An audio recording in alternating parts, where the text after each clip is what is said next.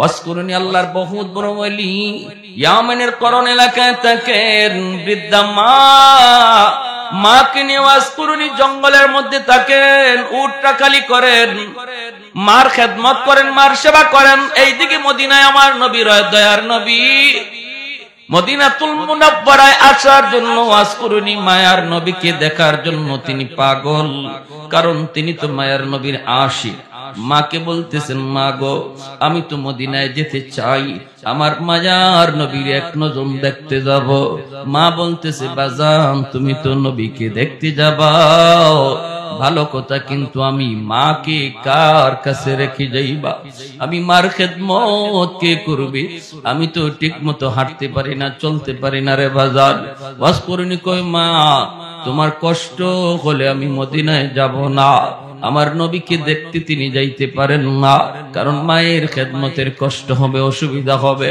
এইদিকে আল্লাহ পাক আমার নবীর কাছে জিব্রাইলকে পাঠাইয়া আল্লাহ পাক জানাই দিছে, বন্ধু তোমার একজন মস্ত বড় আশেক, সেই ইয়ামেনের করণ এলাকার জঙ্গলে থাকি, নাম হলো ওয়াইজ।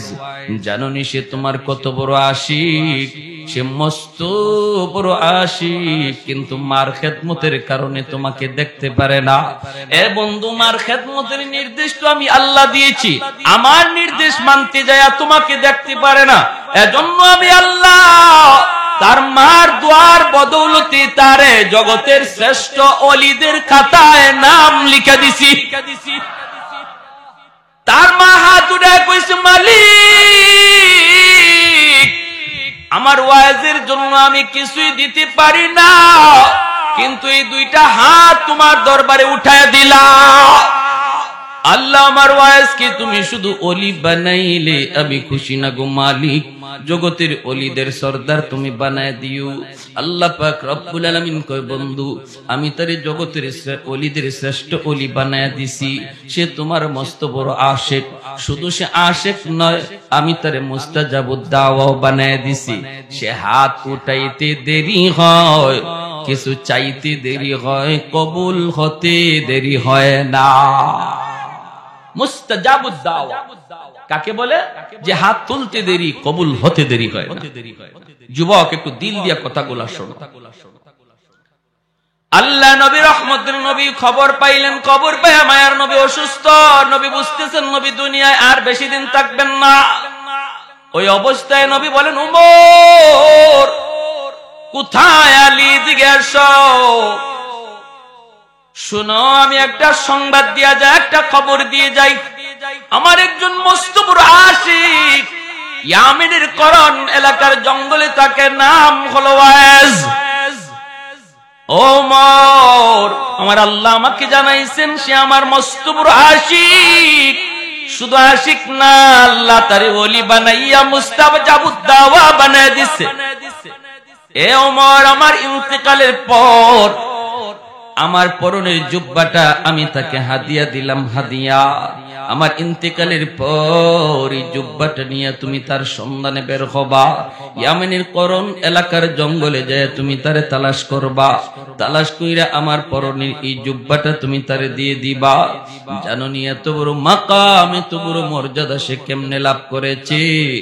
শুধু মাত্র মার দোয়ার বদৌলতে। হযরত ওমর কয়, নবী গো চিনব কেমন করে? আল্লাহ নবী কয়, তার চেহারাটা এমন, তার বডিটা এমন, তার চুলটা এমন, তার হাতটা এমন, তার পাটা এমন, হাতে ডান হাতের তালুতে একটা সাদা দাগ দেখতে পাইবা। হযরত ওমর কয়, ইয়া রাসূলুল্লাহ আপনি নিজে বলতেছেন সে কোনদিন আপনাকে দেখে নাই, আপনিও তারে দেখেন নাই গো নবী, কেমন করে তার চেহারার পরিচয় দিচ্ছেন, বডির পরিচয় দিতেছেন?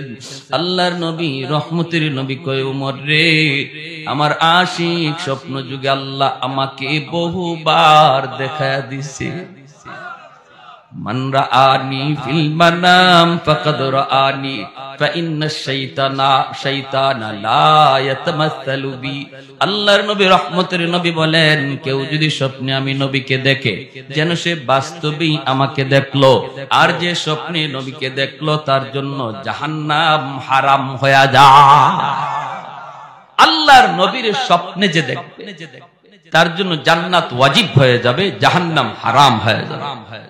নবীকে স্বপ্নে দেখার একটা বহুত বড় আমল বুজুর্গানে কেরাম বলছেন, ঘুমানোর আগে যদি কেউ রেগুলার প্রতিদিন এশার নামাজ পড়া যখন ঘুমায় 100 বার দুরূদ শরীফ পড়া যদি সে ঘুমায়, 100 বার দুরূদ শরীফ পড়া যদি কেউ ঘুমায় প্রতিদিন, তাহলে ফুকাহাগণ সুফিয়ানে কেরামগণ বলেন মৃত্যুর আগে আগে আল্লাহ তারে স্বপ্ন যুগে নবীর স্বপ্নে দেখায়া দিবে। পারবো না এই আমলটা করতাম ইনশাআল্লাহ। ছোট্ট দুরূদ শরীফ, ছোট্ট লম্বা দুরূদ শরীফ পড়া লাগবে না। সাল্লাল্লাহু আলাইহি ওয়াসাল্লাম, সাল্লাল্লাহু আলাইহি ওয়াসাল্লাম, কোন সবাই সাল্লাল্লাহু আলাইহি ওয়াসাল্লাম, এই দুরূদ শরীফ হয়ে গেল। সাল্লাল্লাহু আলাইহি ওয়াসাল্লাম একবার, আবার সাল্লাল্লাহু আলাইহি ওয়াসাল্লাম দুইবার, আবার সাল্লাল্লাহু আলাইহি ওয়াসাল্লাম তিনবার। এভাবে আপনি একটা কিলিয়ে তাসবিহ দানা লইয়া 100 বার প্রতি রাত ঘুমাইবার আগে পয়রা পয়রা ঘুমাইয়েন। আল্লাহ আপনাকে ঘুমন্ত অবস্থায় স্বপ্নে নবীর সাথে দিদার নসিব করায় দিবেন। হযরত ওমর ফারুক রাদিয়াল্লাহু তাআলা আনহু কয়, ইয়া রাসূলুল্লাহ, কেমনে দেখলেন? নবী বলেন, স্বপ্ন যুগে আল্লাহ আমাকে দেখায় দিছে আল্লাহর নবীর পরনের জুব্বা। হযরত ওমর নবীর ইন্তেকালের পর এই জুব্বা নিয়ে তিনি রওনা দিয়ে দিলেন। সঙ্গে আছেন আলী।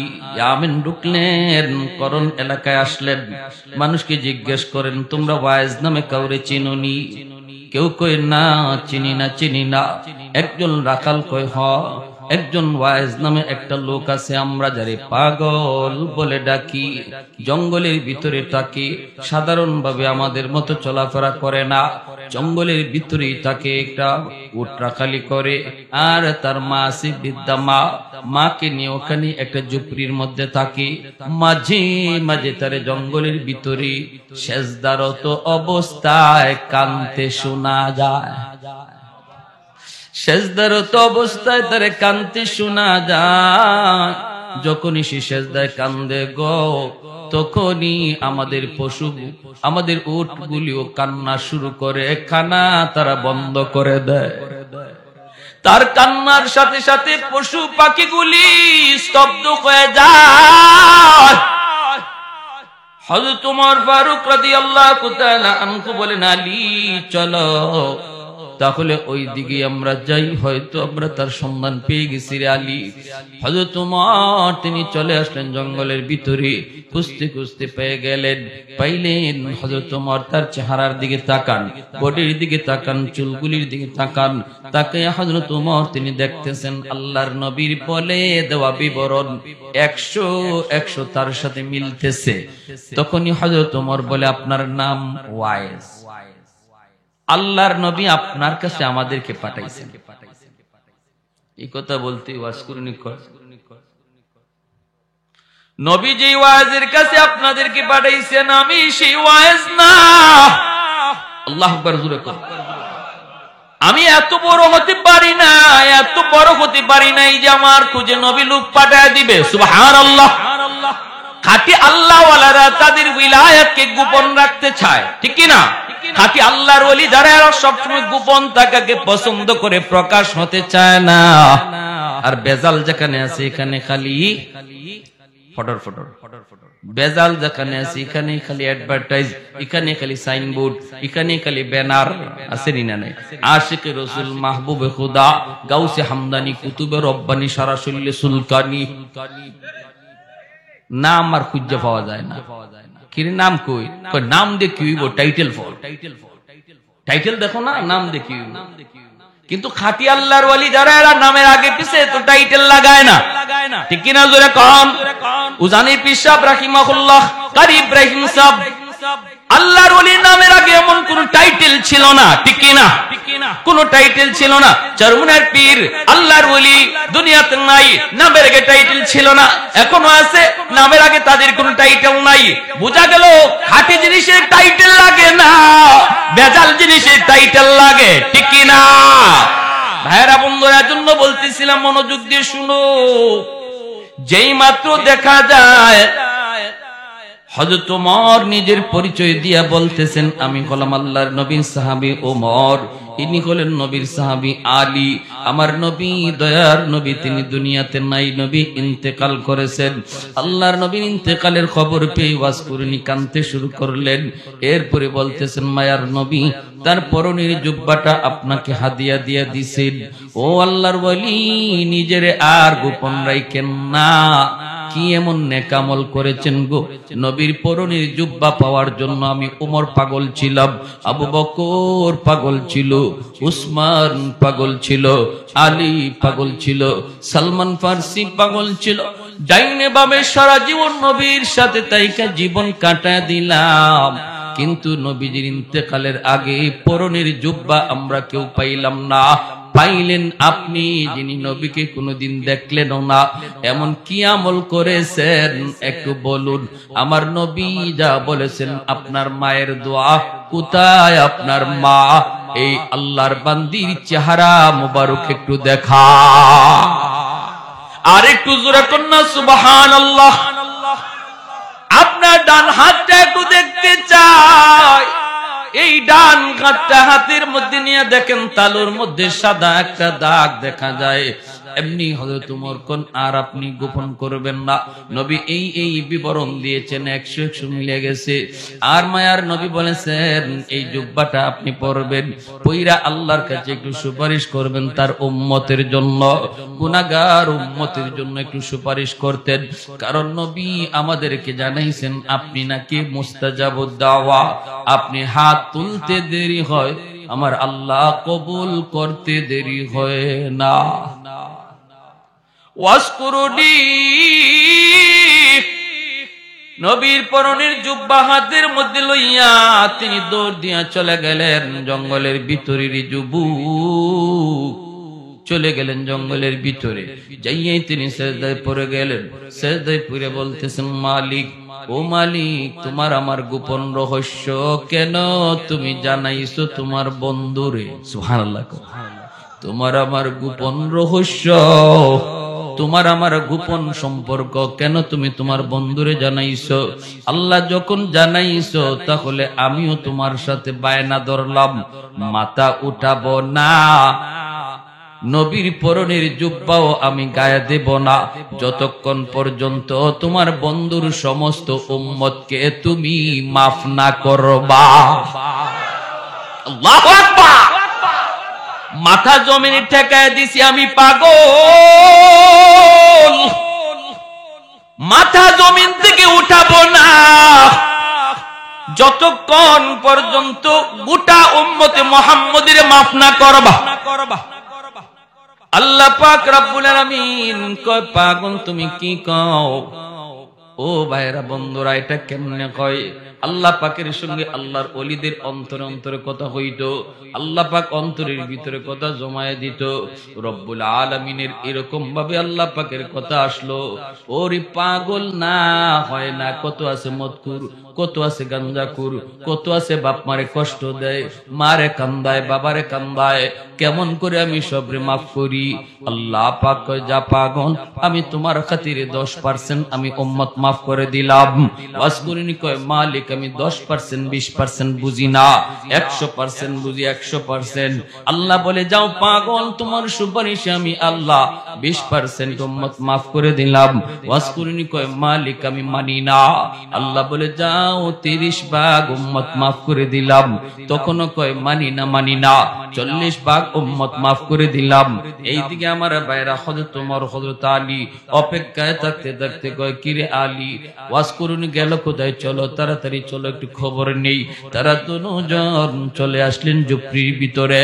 আয়েশা দেখে ওয়াসকুরিনি সেজদায় পড়ে কার সাথে যেন বিড়বিড় করে কথা কয়। সেই কথা আর কারোর সাথে নয়, এই কথা তো কয় মাওলার সাথে। সেজদার মধ্যে আল্লাহ পাক বান্দার সবচেয়ে কাছে চলে আসে। জোরে কোন সুবহানাল্লাহ। আল্লাহ নবী কয়, সেজদার মধ্যে আল্লাহ পাক তার বান্দার খুব বেশি কাছে চলে আসে। এজন্য সেজদার হালতে আল্লাহর কাছে যা চাইবা আল্লাহ তাই পূরণ করে দিবে। ওয়াসকুরুনি, সেজদা যা কার সাথে বিড়বিড় করে যেন কথা কয়। হযরত ওমর আইসেই ডাক দিয়া দিলেন, ও আল্লাহর ওলি, কোথায় আমাদেরকে রেখে আপনি চলে আসলেন? যেই মাত্র ডাকটা দিলেন সাথে সাথে আল্লাহর সাথে কথা কওয়ার যে লাইন ছিল, লাইনটা কাট আপ হয়ে গেছে। ওয়াজ করুনি সিজদা থেকে উইটা বলতেছে, গো নবীর সাহাবী, আর একটু সময় যদি আপনারা ধৈর্য ধরতেন তাহলে আমি আমার মাওলার কাছ থেকে 100 ভাগ উম্মত মাফ করে লইতা। मैं तालिब मौला हूँ मेरे इश्क निराला, मैं तालिब मौला हूँ मेरे इश्क निराला, है जुमला जहां जिनके तजल्ली से उजाला, है जुमला जहां जिनके तजल्ली से उजाला, मादर जहां गैर खुदा यार नदारम, जुज़ी याद खुदा ही चे दिगर कार नदारम, जुज़ी याद खुदा ही चे दिगर कार नदारम, মা মস্ত সুবহ। আমার ভাইরা বন্ধুরা জন্য মনোযোগ দিয়ে একটু খেয়াল করে কথাগুলি শোনো।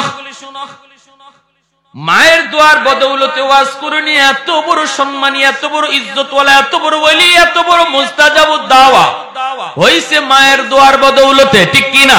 এজন্যই ভাইরা আব্দুল কাদের জিলানী, খাজা মঈনুদ্দিন চিশতির মতো হাজারো আব্দুল কাদের জিলানীর যদি আপনি ঘরে দাওয়াত দেন আর উনাদেরকে দাওয়াত খাওয়ায় যদি বলেন হাত উঠায় মোনাজাত করেন আমার জন্য, আর পাশের ঘরে যদি আপনার মা আপনার বাবা যদি তোমার জন্য হাত উঠায়, আমার মায়ার নবীর হাদিস, নবী বলেন আব্দুল কাদের জিলানীর দোয়া কবুল হবে কি হবে না কোনো গ্যারান্টি নাই, কিন্তু মার দোয়া, বাবার দোয়া কবুল হবে এর গ্যারান্টি আছে।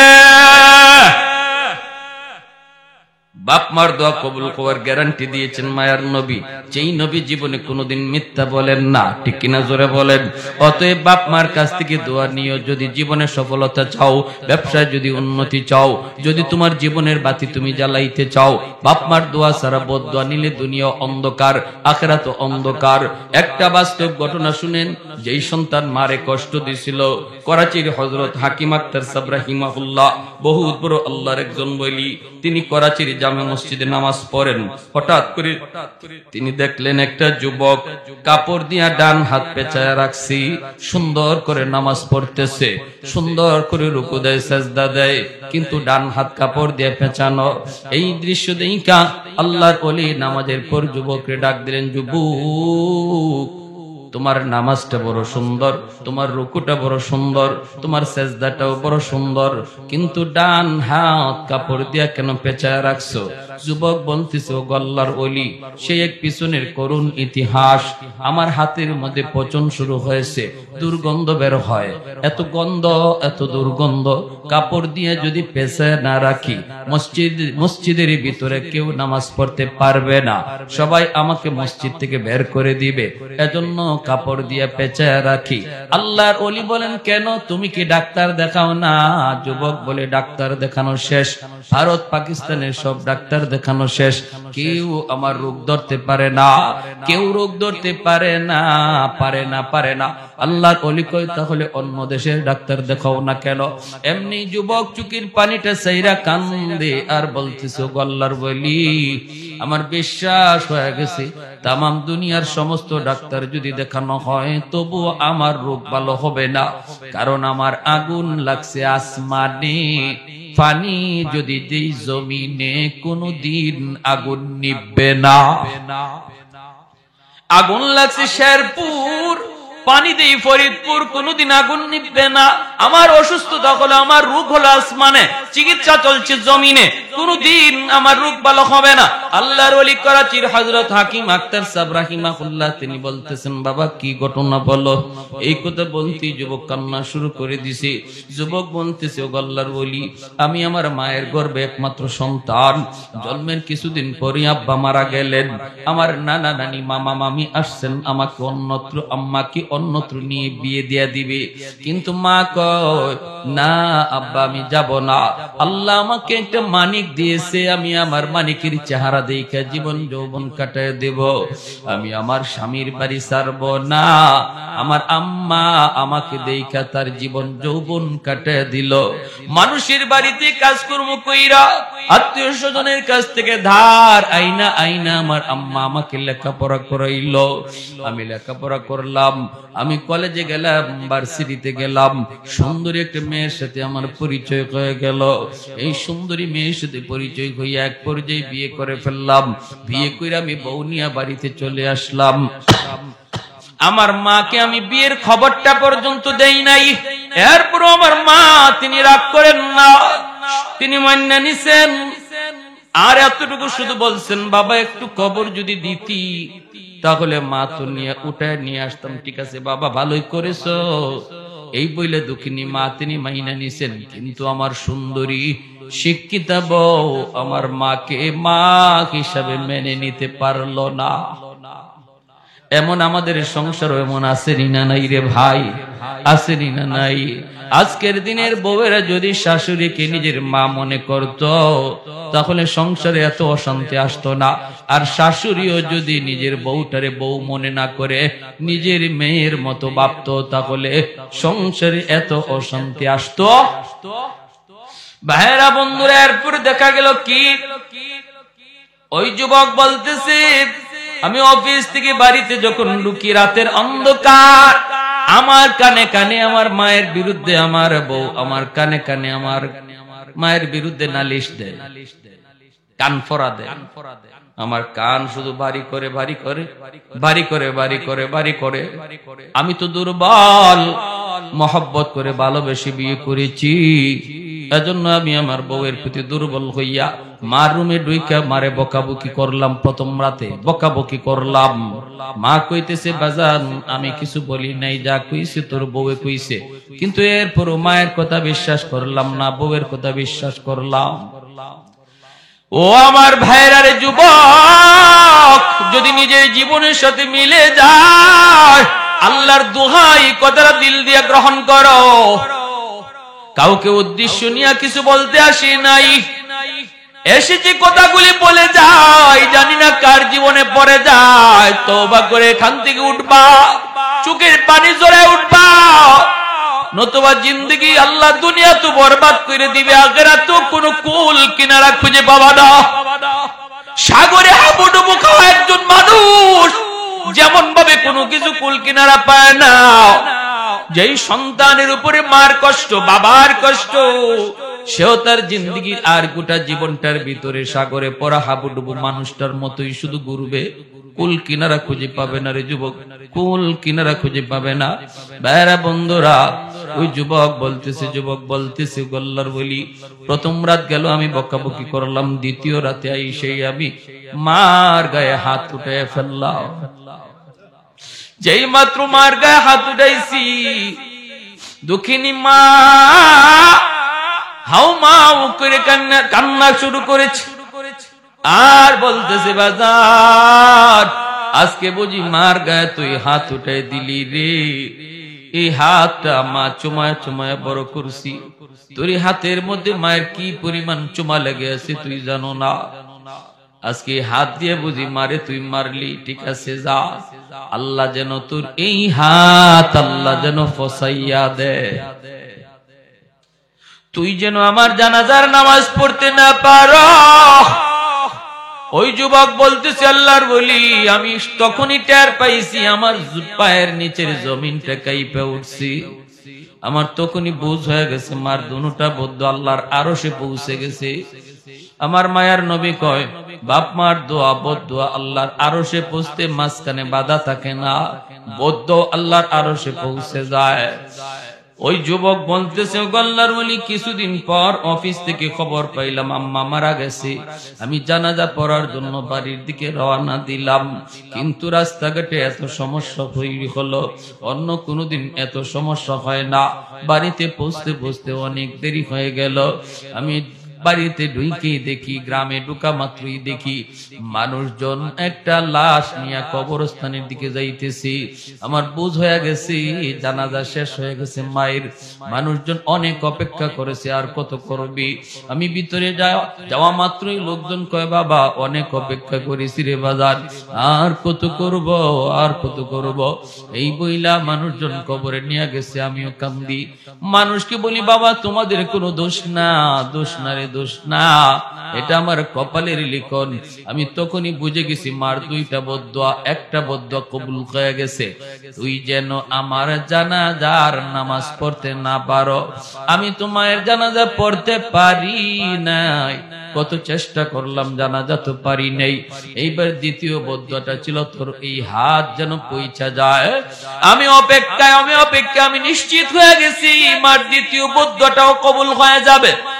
ও আল্লাহর ওলি, কিছুদিন পরে আমি দেখতে পেলাম আমার ওই হাতের মধ্যে একটা ফুরা দেখা দিছে। ফুরা, এই ফুরা থেকে পচন শুরু হয়েছে।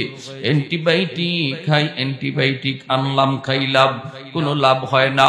ডাক্তাররা নিজেরা বলতেছে আমরা তো কিছুই বুঝি না, কেন তোমার রোগ ভালো হয় না, কেন তোমার রোগ ভালো হয় না, আমরা তো বুঝি না। আমি ডাক্তারকে বললাম, ডাক্তার তোমরা আমাদের রোগ না ধরতে পারলেও আমি আমার রোগ ধরে ফেলেছি। আমার রোগ হলো আসমানে, চিকিৎসা চলছে জমিনে। সেই দিন থেকে পচন উপরে উঠে, খালি উপরে উঠে, উপরে উঠে। এইবার আমার ওই সুন্দরী বউ, যার মহব্বতে বইরা আমি মার গায়ে হাত উঠাইছি, আমার ওই সুন্দরী বউটাও আমারে ফালাইয়া বাপের বাড়ি চলে গেছে। মানুষজন আমাকে বাড়ি থেকে বের করে দিয়েছে, আত্মীয় স্বজন আমাকে বের করে দিয়েছে। এখন আমি রাস্তায় রাস্তায় ঘুরি, মসজিদে মসজিদে যায় কান্না করি। আল্লাহর ওলি, ও আল্লাহর ওলি, এবার বলুন আমার কোনো মা পাওয়ার উপায় আসেনি, উপায় আসেনি। এ যুবক মনে রাখো, যদি বাপ মার কলিজায় তুমি ব্যথা দাও, তাহলে একমাত্র আল্লাহর কাছ থেকে মাপ পাওয়ার উপায় হলো মারে বাবারে আবার খুশি করা। এছাড়া বিকল্প কোন লাইনে আল্লাহরে খুশি করা যায় না। কারণ হলো জান্নাতুল বাকি, মদিনার কবর, ঠিক না? মদিনা শরীফের কবরের নাম কি? জান্নাতুল বাকির পাশ দিয়ে আমার রহমতের নবী যান। সাহাবায়ে কেরাম নবীর সাথে হঠাৎ করে আল্লাহর নবী অন্তর চোখে দেখতে পেলেন একটা যুবক কবরের ভিতরে আযাব ভোগ করতেছে, আগুনে পড়তেছে, সাপের কামড় খাইতেছে, মা মা কয়া চিৎকার করে কাঁদতেছে।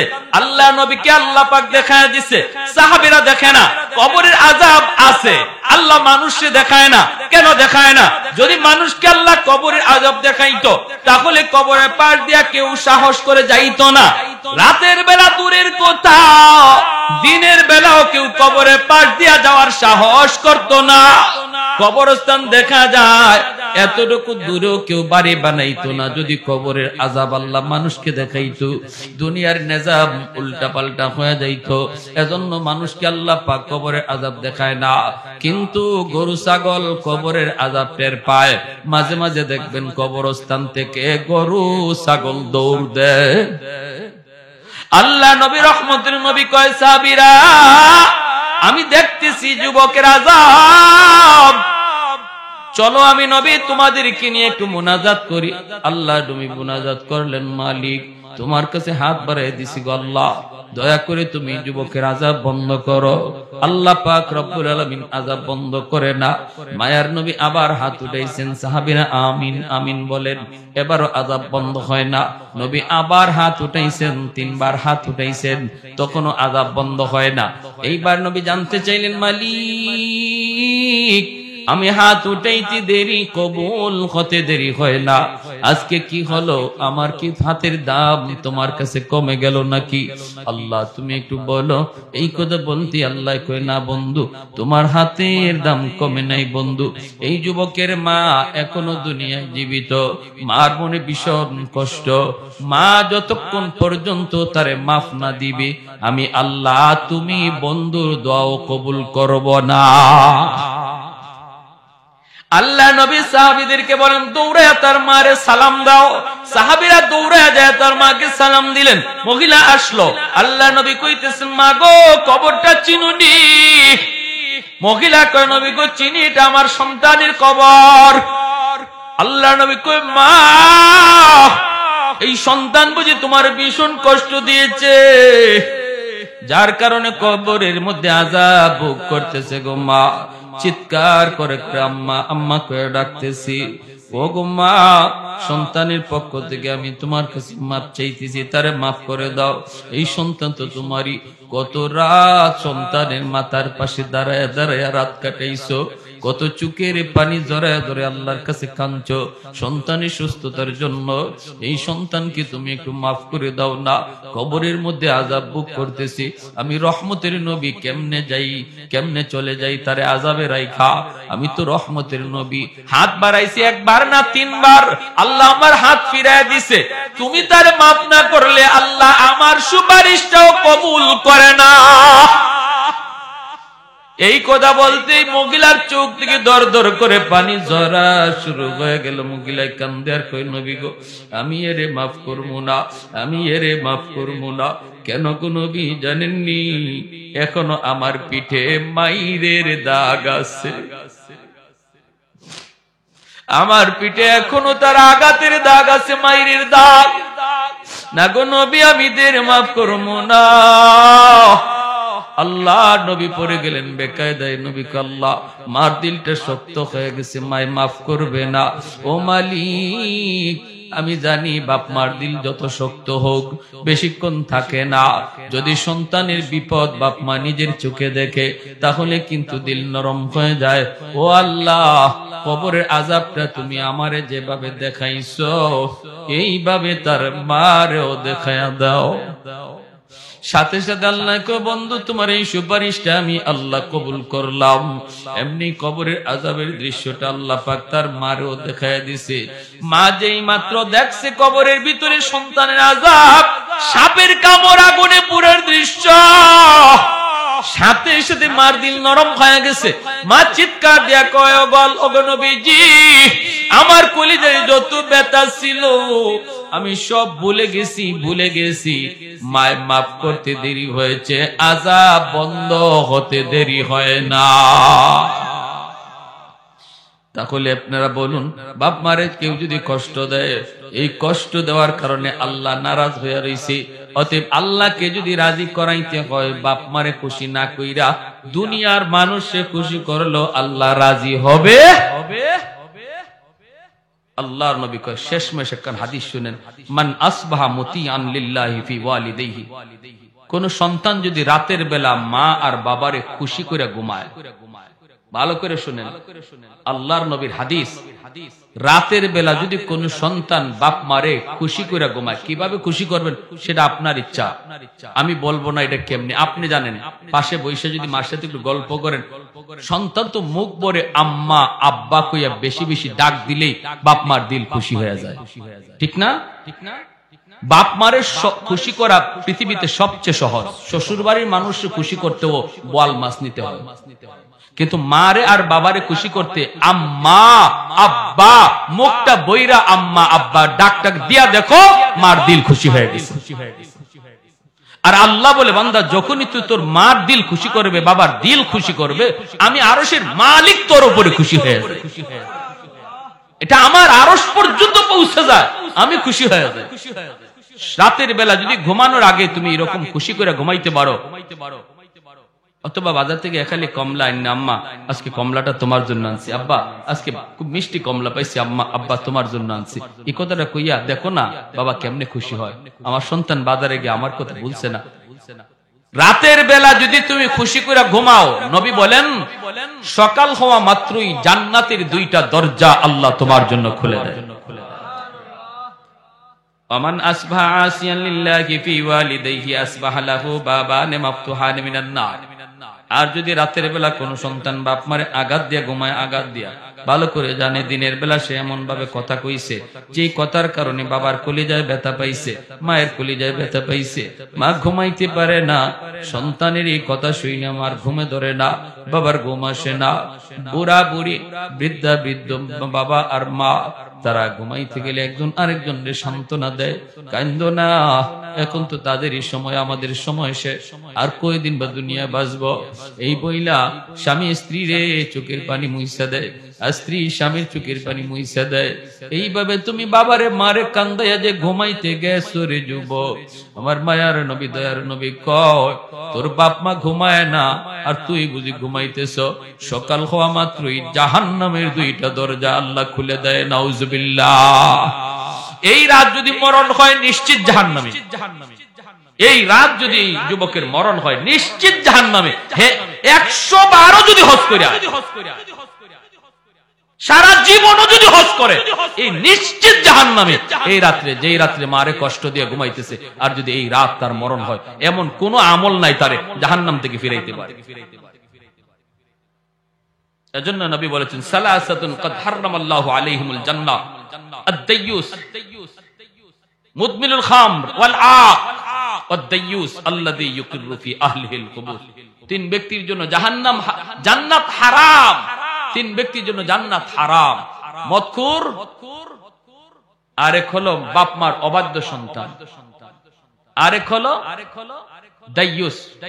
দাইয়ুস হলো ওই পুরুষকে বলে যেই পুরুষ ঘরের ভিতরে স্ত্রী অসামাজিক অনইসলামিক কাজ করতেছে, বেপরদায় চলতেছে, আল্লাহরে নারাজ করতেছে, সন্তানেও করতেছে, বউও করতেছে, তার অধীনস্থ মানুষগুলা আল্লাহর অবাধ্য পথে চলতেছে, বেপরদায় বাইরিতেছে, এরপরেও যে পুরুষে বাধা দেয় না, এই পুরুষ হইল পুরুষ দাইয়ুস।